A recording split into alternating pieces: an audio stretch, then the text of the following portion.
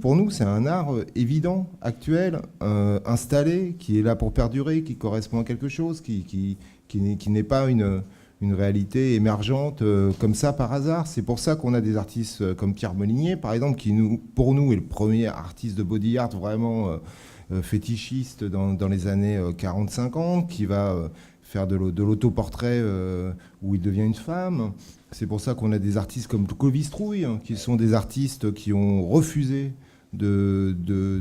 après la guerre 14, de redonner à la bourgeoisie la somme de ceux qui l'avaient envoyé faire la guerre, donc, et qui va décider d'être un chef d'atelier de mannequins. C'est pour ça qu'il y a beaucoup de femmes très bien peintes chez Clovis Trouille, puisqu'il fabriquait les mannequins pour les Galeries Lafayette et Samaritaine à l'époque.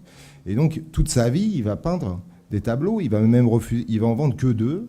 Et quand il va en vendre un, il va demander quand même à l'acquéreur de le redonner parce qu'il avait un petit truc à changer. Et finalement, il le garde 50 plus, quoi.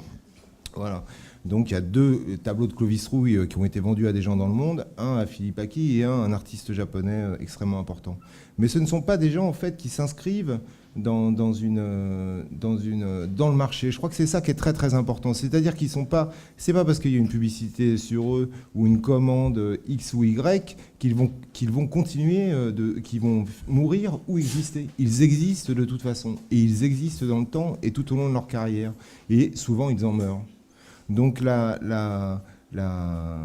tous les artistes qu'on défend, nous, que ce soit Martine en brut ou en outsider et nous, ont une vie quand même, en tant qu'être humain, qui est quand même assez balèze, quoi. C'est-à-dire qu'on est avec des gens qui ont des convictions très profondes de ce qu'est l'art aujourd'hui, à quoi ça correspond, pour qui, pourquoi, est-ce que je le transmets aux autres ou pas, est-ce que j'en fais quelque chose pour le montrer ou non, parce qu'il y a aussi cette dimension-là qui est très importante. Il y a plein de gens qu'on défend et comme Darger, par exemple, Darger, le peintre qui a été vu d'ailleurs pour la première fois en France à la Halle Saint-Pierre et que la Halle Saint-Pierre a défendu, qui est un artiste.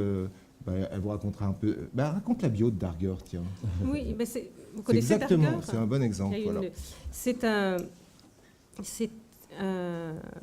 monsieur qui était orphelin avec sa sœur et qui a travaillé dans un hôpital où je crois il faisait des ménages. Et puis tous les jours, il allait à l'église.